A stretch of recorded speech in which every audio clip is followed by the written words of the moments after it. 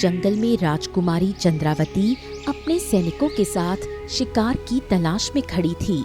सुबह से लेकर शाम होने को आई थी, लेकिन उसे कोई शिकार नहीं मिला था। राजकुमारी जी, गुस्ताखी माफ, लेकिन सुबह से लेकर शाम हो गई है। देखिए ना, अभी तक एक भी शिकार भी नहीं मिला। मुझे लगता है कि देर हो, इससे पहले हमें वापस लौट जाना चाहिए। नहीं सैनिक, राजकुमारी चंद्रावती कभी खाली हाथ महल वापस नहीं गई। मैं शिकार किए बिना महल नहीं जाऊंगी। इतना कहकर राजकुमारी चंद्रावती ने अपने घोड़े को आगे बढ़ा दिया। मजबूरी में उसके सैनिक भी उसके पीछे पीछे आगे बढ़ गए। कुछ देर बाद राजकुमारी की नजर एक नदी पर पड़ी।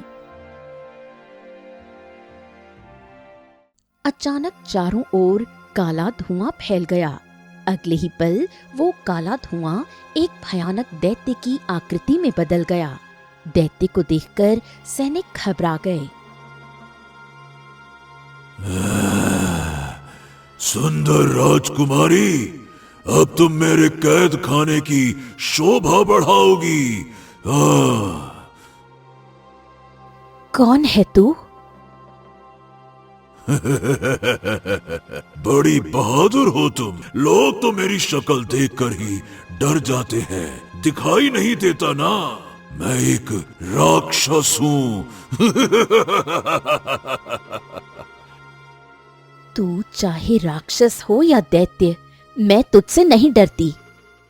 अगले ही पल दैत्य की आंखों से रंग बिरंगी किरणें निकली। वो किरणें राजकुमारी चंद्रावती के शरीर पर पड़ी और अगले ही पल राजकुमारी चंद्रावती और वो दैत्य दोनों वहां से गायब हो गए। ये देखकर सैनिक बुरी तरह घबरा गए और तुरंत महल की ओर दौड़ पड़े। राजमहल के अंदर राजा विक्रम अपने सिंहासन पर बैठे हुए थे। तभी एक सैनिक दौड़ता हुआ वहां पहुंचा।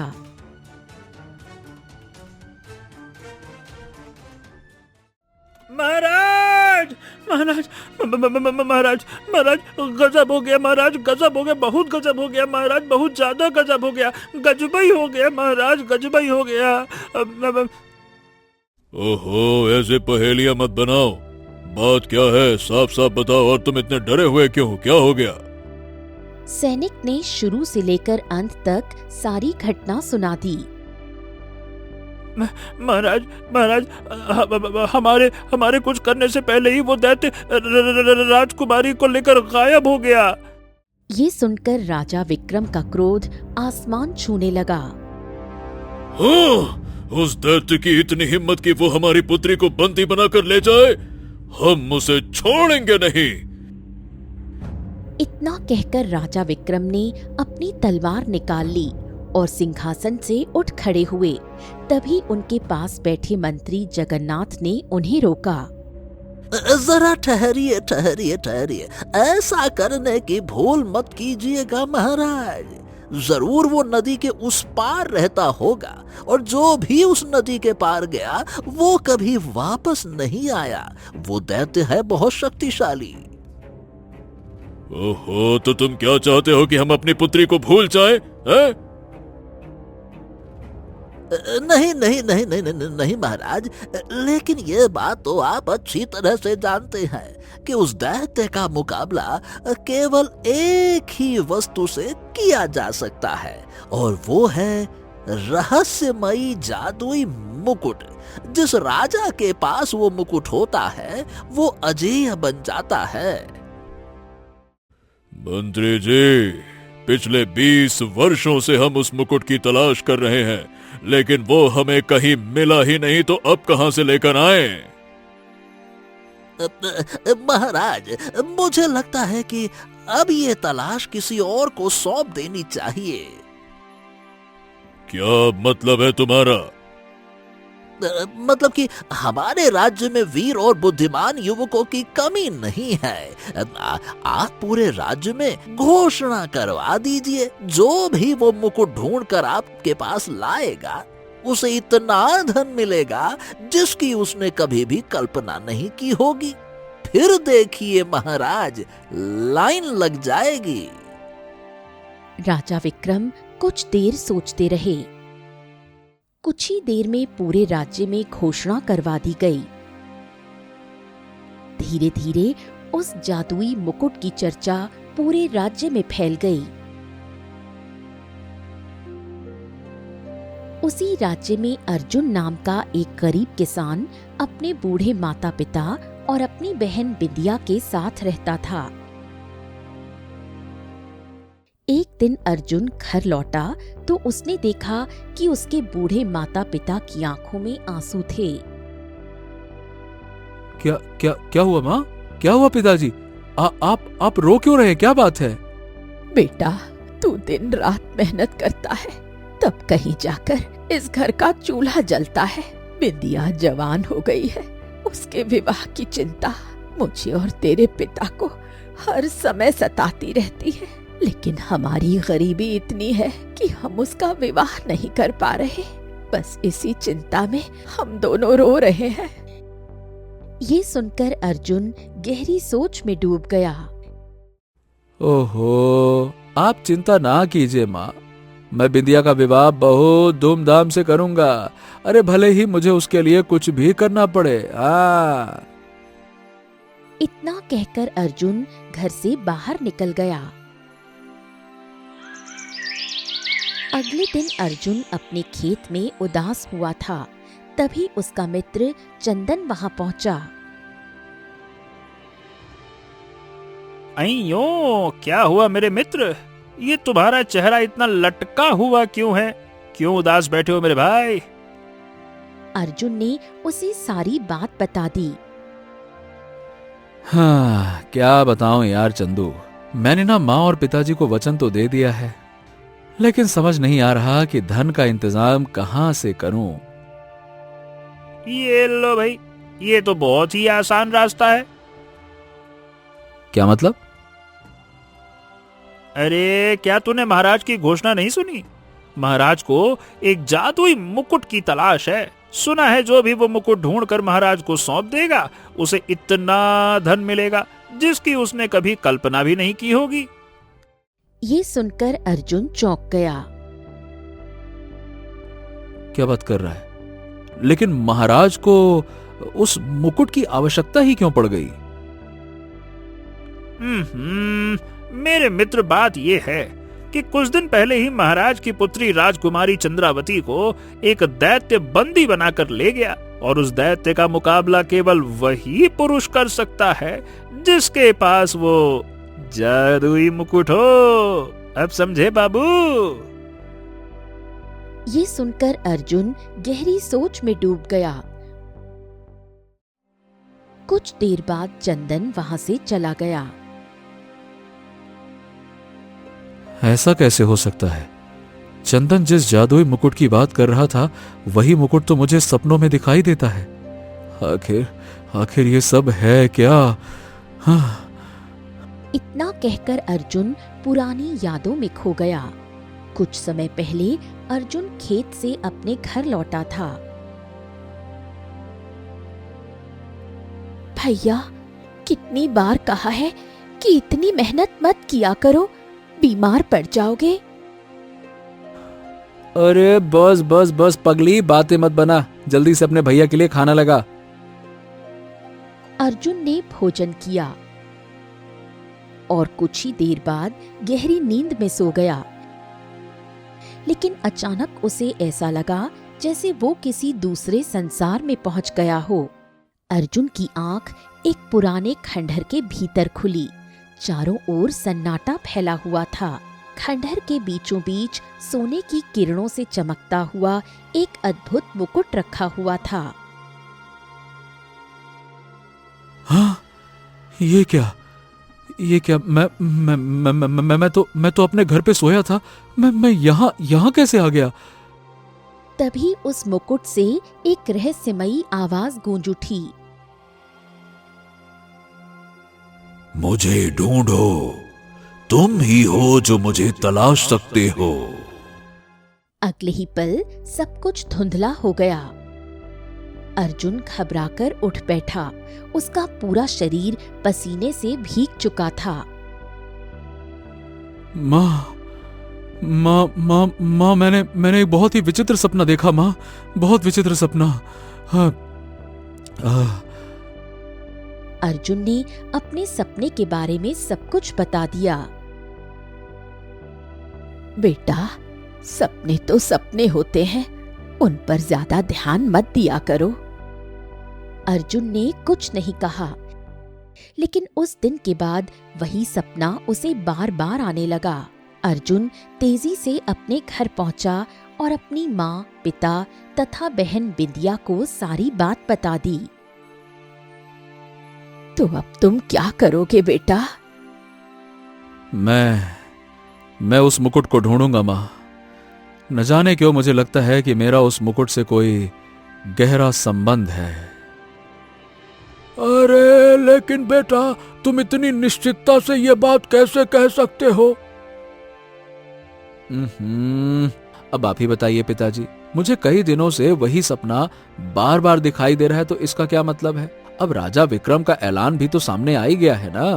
पिताजी, मुझे ऐसा लगता है कि इन सब बातों के बीच में ना कोई संबंध जरूर है। अगर मैं वो मुकुट ढूंढ लूं तो राजा विक्रम मुझे इनाम देंगे और बस फिर मैं बिंदिया का विवाह धूमधाम से कर सकूंगा। चलिए, मैं चलता हूँ। इतना कहकर अर्जुन घर से निकल गया और सीधे राजमहल की ओर चल पड़ा। राजमहल में राजा विक्रम और मंत्री जगन्नाथ गहरी चिंता में बैठे हुए थे। महाराज की जय हो। महाराज, मेरा नाम अर्जुन है और मैं आपके राज्य का रहने वाला हूँ। मैं उस मुकुट को ढूंढने का प्रयास करना चाहता हूँ, लेकिन क्या ये सत्य है कि वो मुकुट मिलने पर आप बड़ा इनाम देंगे? क्या तुम्हें हमारे ऐलान पर संदेह है? नहीं महाराज, लेकिन क्या उस मुकुट की कोई पहचान है क्या? हम केवल इतना जानते हैं कि वो मुकुट हमारे राज्य के किसी जंगल में छिपा हुआ है। वो ठोस सोने का बना है और उसकी चमक साधारण नहीं है। राजा विक्रम की बात सुनकर अर्जुन चौंक गया। ये वही मुकुट था जो उसे अपने सपनों में दिखाई देता था, लेकिन उसने अपने सपने की बात किसी को नहीं बताई। ठीक है महाराज, मैं उस मुकुट को ढूंढकर आपके पास लेकर आऊंगा। आज्ञा दे महाराज। इतना कहकर अर्जुन वहां से निकल गया। अर्जुन सुबह से लेकर शाम तक जंगल में भटकता रहा। उसने अनगिनत रास्ते पार किए, अनेक वृक्षों और झाड़ियों को देखा, लेकिन उसे कहीं भी वो खंडहर दिखाई नहीं दिया जो उसके सपनों में आता था। थककर वो एक वृक्ष के नीचे बैठ गया।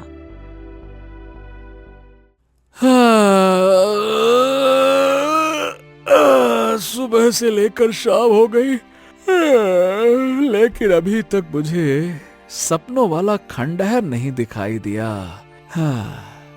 तभी एक तोता उड़ता हुआ आया और उसके सामने बैठ गया। क्या बात है मनुष्य, तुम इतनी गहरी चिंता में क्यों बैठे हो? इस घने जंगल में तो कोई आता भी नहीं है।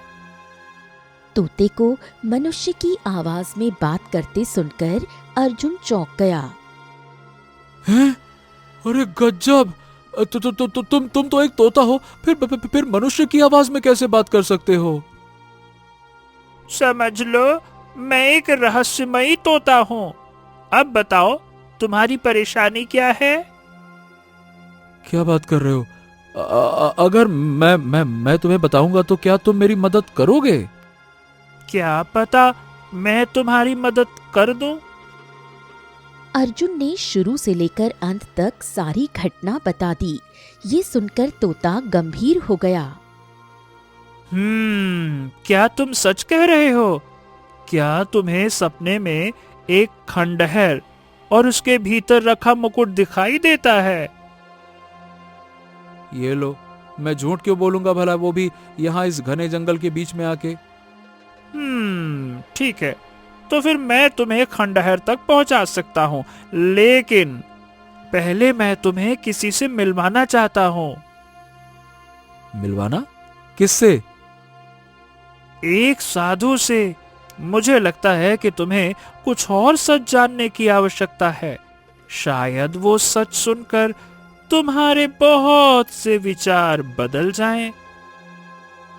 ओ, तुम्हारी बातों में रहस्य है। ठीक है, चलो मैं तैयार हूं, चलो। तोता अर्जुन को जंगल के भीतर एक शांत स्थान पर ले गया। वहां एक विशाल वृक्ष के नीचे एक साधु आंखें बंद करके ध्यान में बैठा हुआ था। राजगुरु, आखिरकार वो आ ही गया। ये सुनकर अर्जुन चौंक गया। ये क्या कह रहे हो भाई? अरे दोस्त, ये तो एक साधु हैं, तुम इन्हें राजगुरु क्यों कह रहे हो? कुछ समय बाद तुम्हें सब पता चल जाएगा।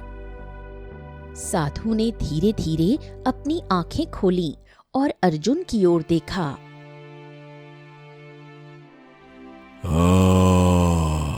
ओम। तुम वही हो? बताओ, तुम यहाँ क्यों आए हो? अर्जुन ने शुरू से लेकर अंत तक सारी घटना राजगुरु को बता दी। सच कहूं तो नदी के उस पार कोई दैत्य है ही नहीं। ये सुनकर अर्जुन चौंक गया। क्या मतलब? महाराज ने कहा था कि राजकुमारी को एक दैत्य बंदी बनाकर ले गया है, और मैं जानता हूं कि राजकुमारी कहां है। चलो, मैं तुम्हें उनसे मिलवाता हूं, चलो। इतना कहकर राजगुरु उठ खड़े हुए। अर्जुन के मन में अनेक सवाल उमड़ रहे थे, लेकिन वो चुपचाप उनके पीछे चल पड़ा। तोता भी उड़ता हुआ उनके साथ आगे बढ़ने लगा। बहुत देर तक जंगल के कठिन रास्तों पर चलने के बाद वो एक विशाल गुफा के सामने पहुंचे। गुफा का द्वार एक बड़े पत्थर से बंद था। इस पत्थर को हटाओ। अर्जुन ने पूरी शक्ति लगाकर पत्थर हटाया। पत्थर हटते ही वो स्तब्ध रह गया। गुफा के भीतर राजकुमारी चंद्रावती असहाय अवस्था में लेटी हुई थी। यही राजकुमारी चंद्रावती हैं। अर्जुन तुरंत गुफा के भीतर गया और राजकुमारी को सहारा देकर बाहर ले आया। कुछ देर बाद राजकुमारी को होश आ गया। कौन हो तुम लोग? राजकुमारी, आपको इस गुफा में किसने बंद किया? मैं जंगल में शिकार की तलाश में थी, तभी एक दैत्य प्रकट हुआ। वो मुझे यहाँ लाया और फिर गायब हो गया। तब से मैं इसी गुफा में बंद थी। राजगुरु गंभीर हो गए। सोचो, अगर वास्तव में कोई दैत्य होता तो वो दोबारा अवश्य आता, लेकिन मैं जानता हूं कि राजकुमारी को यहां किसने बंद किया। किसने? इनके अपने पिता राजा विक्रम ने। ये सुनकर अर्जुन और राजकुमारी दोनों स्तब्ध रह गए। राजगुरु सत्य कह रहे हैं। जिन्हें तुम अपना पिता समझ रही हो, वो तुम्हारे पिता नहीं है, वो एक बहरूपिया है। राजकुमारी भयभीत हो गई। हे देवताओं, ये तोता मनुष्य की भाषा कैसे बोल रहा है? मैं एक मायावी तोता हूँ राजकुमारी। अब समय आ गया है कि तुम्हें पूरा सच पता चले। तोते ने राजगुरु की ओर देखा। राजगुरु, मुकुट तक ले जाने से पहले इन्हें सारी सच्चाई बता दीजिए। राजगुरु कुछ क्षण तक मौन रहे, फिर उन्होंने गहरी सांस ली। ये घटना लगभग 20 वर्ष पुरानी है। राजकुमारी चंद्रवती को जन्म देने के कुछ समय बाद उनकी माता स्वर्ग सिधार गई थी। राजगुरु की आंखों में पुरानी यादें उतर आईं। राजा विक्रम अपनी पत्नी से अत्यंत प्रेम करते थे। उन्होंने प्रण लिया था कि जीवन में कभी दूसरा विवाह नहीं करेंगे। हालांकि वो एक दयालु और न्यायप्रिय शासक थे, लेकिन उसी समय उन्हें समाचार मिला कि पड़ोसी राज्य का एक क्रूर राजा उनके राज्य पर आक्रमण करने की तैयारी कर रहा है। उसकी सेना बहुत विशाल थी। राजगुरु पुरानी स्मृतियों में खो गए। राजा विक्रम अपने सिंहासन पर गंभीर चिंता में बैठे थे। क्या बात है महाराज, आप अत्यंत चिंता में दिखाई दे रहे हैं। जब से हमें यह समाचार मिला है मंत्री जी कि पड़ोसी राज्य का राजा हमारे राज्य पर आक्रमण करना चाहता है, तब से हम चिंतित हैं। हमारी सेना उनका सामना नहीं कर पाएगी। क्या करे क्या करे। तभी राजगुरु वहां पहुंचे। उनके हाथ में एक प्राचीन ग्रंथ था। महाराज, हमें एक उपाय मिल गया है। कैसा उपाय? राजगुरु ने पुस्तक खोली। महाराज, ये देखिए, इस ग्रंथ में अत्यंत प्राचीन मंत्र लिखे हुए हैं। इनके अनुसार यदि कोई राजा जंगल में अकेले बैठकर इन मंत्रों का जाप करे तो देवता प्रसन्न हो जाते हैं, और जब देवता प्रसन्न होते हैं तो वो एक ऐसा मुकुट प्रदान करते हैं जिसे धारण करने वाला राजा जो होता है वो अजेय हो जाता है। राजा विक्रम की आंखों में आशा की चमक आ गई। यदि ऐसा है तो ठीक है, हम अभी जंगल जाएंगे और तपस्या करेंगे। चलिए। राजगुरु, जब तक हम लौट कर नहीं आते तब तक हमारी पुत्री की रक्षा और राज्य की जिम्मेदारी आपके हाथों में रहेगी। आप निश्चिंत रहें महाराज। राजा विक्रम जंगल के भीतर चले गए और दिन रात मंत्रों का जाप करने लगे।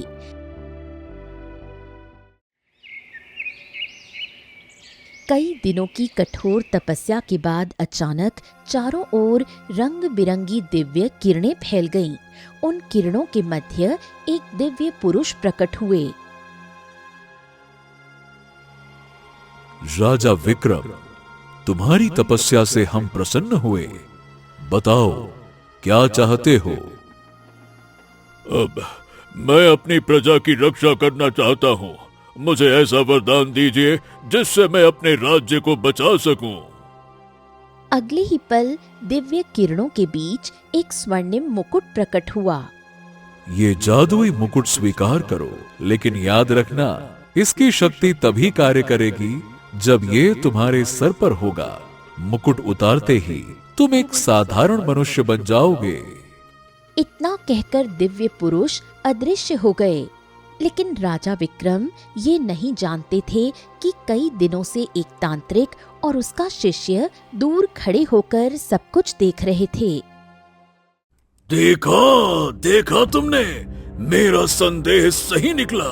ये राजा किसी बड़ी सिद्धि की तलाश में था और अब इसे वो मुकुट मिल चुका है। गुरुदेव, अब आप क्या करेंगे? क्या? वो मुकुट अब मेरा होगा, मेरा। लेकिन गुरुदेव, यह तो राजा विक्रम है, कोई साधारण मनुष्य नहीं। तांत्रिक के होठों पर रहस्यमयी मुस्कान फैल गई। तो क्या मैं कोई साधारण तांत्रिक हूँ? बगड़बम बगड़बम बगड़बम। इतना कहकर तांत्रिक और उसका शिष्य सीधे राजा विक्रम के सामने प्रकट हो गए। कौन हो तुम? मैं तांत्रिक हूँ। और कई दिनों से तुम्हारी साधना पर नजर रखे हुए था। लाओ, वो मुकुट अब मेरे हवाले कर दो। ओ, तो तुम्हारी नजर इस मुकुट पर थी। हम तुम्हें कभी सफल नहीं होने देंगे तांत्रिक। राजा विक्रम मुकुट अपने सिर पर रखने ही वाला था कि तभी तांत्रिक ने मंत्रोच्चार शुरू कर दिया। अगले ही पल उसकी आंखों से रंग बिरंगी किरणें निकलीं और राजा विक्रम के शरीर पर जा पड़ी। देखते ही देखते राजा विक्रम एक तोते में परिवर्तित हो गया। अब ये मुकुट कैसे पहनोगे राजन? तुम्हारे सिर पर ये मुकुट ठहर ही नहीं सकता।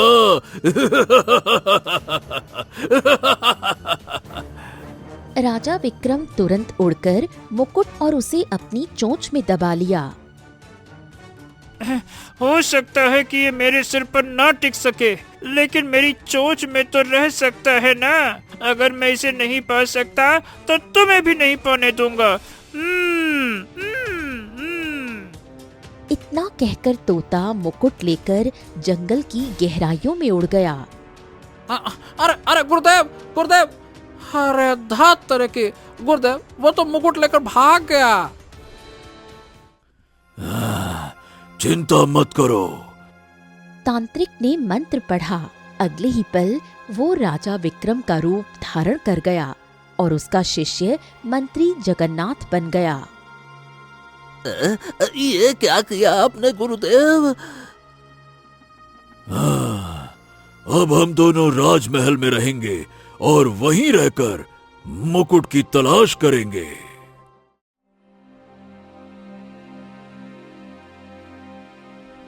ओह, तो फिर क्या हुआ राजगुरु?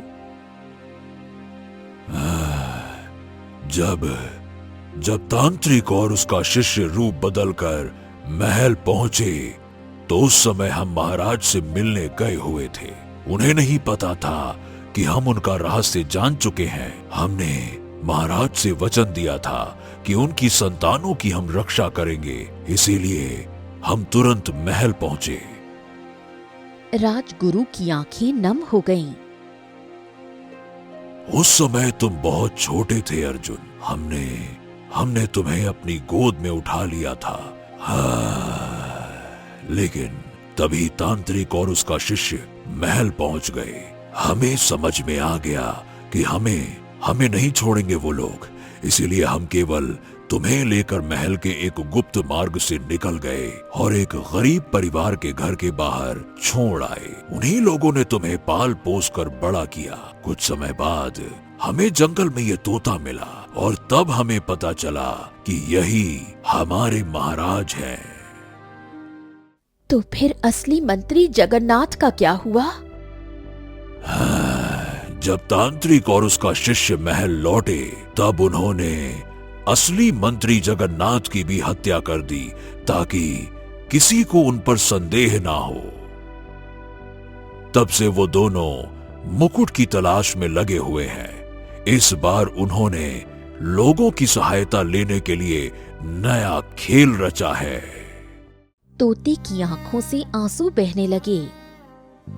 और नियति का खेल देखो, मेरा अपना पुत्र ही मुकुट की तलाश में यहाँ तक पहुंच गया। अरे लेकिन आपको ये कैसे पता था कि मैं ही मुकुट की तलाश में निकलूंगा?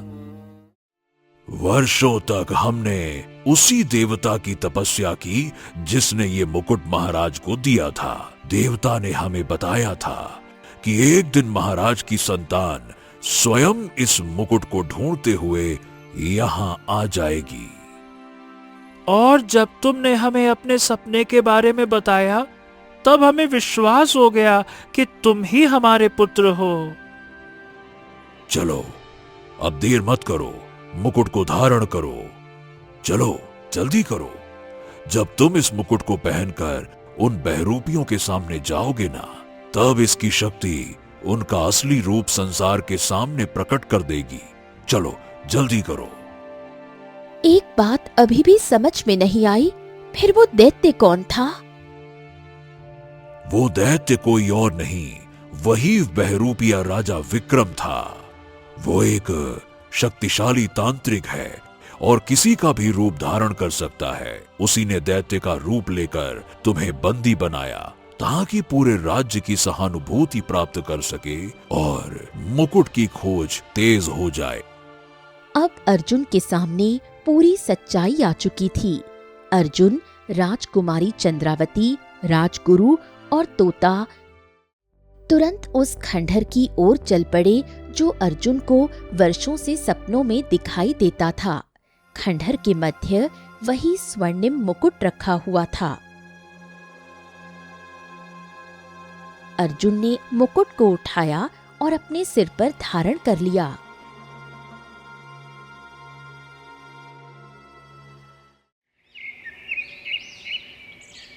अगले दिन अर्जुन राजकुमारी चंद्रावती, राजगुरु और तोते के साथ राजमहल पहुंचा। जैसे ही अर्जुन ने मुकुट पहनकर राज दरबार में प्रवेश किया, सिंहासन पर बैठे नकली राजा विक्रम और नकली मंत्री जगन्नाथ घबरा गए। अचानक मुकुट से रंग बिरंगी किरणें निकलीं और सीधे उन दोनों के शरीर पर जा पड़ी। देखते ही देखते दोनों अपने असली रूप में लौट आए। उसी क्षण एक दिव्य प्रकाश फैला और तोता पुनः राजा विक्रम में परिवर्तित हो गया। पूरा राज दरबार आश्चर्य से भर उठा। हाँ, पहचानिए मुझे, हम आपके राजगुरु हैं और ये हैं आपके असली महाराज विक्रम। वर्षों से इस राज्य पर शासन करने वाले ये दोनों एक तांत्रिक और उसका शिष्य थे। तांत्रिक क्रोध से कांप उठा।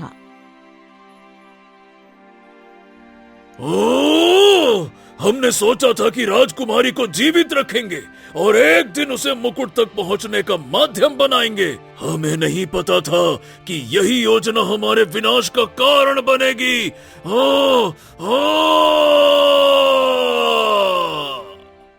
अगले ही पल मुकुट से निकली दिव्य किरणें तांत्रिक और उनके शिष्य के शरीर पर पड़ी। दोनों पत्थर में बदल गए और उनका अंत हो गया। पूरे राज्य में शांति फैल गई। पुत्र, अब ये राज सिंहासन तुम्हारा है। अर्जुन की आंखें नम हो गईं। वो राज सिंहासन पर बैठ गया। राजकुमारी चंद्रावती की आंखों से खुशी के आंसू बहने लगे। पूरा राजमहल जय घोष से गूंज उठा। कुछ समय बाद अर्जुन ने अपने पालने वाले माता पिता और अपनी बहन बिंदिया को राजमहल बुला लिया। बिंदिया का विवाह पूरे राज्य में धूमधाम से संपन्न हुआ।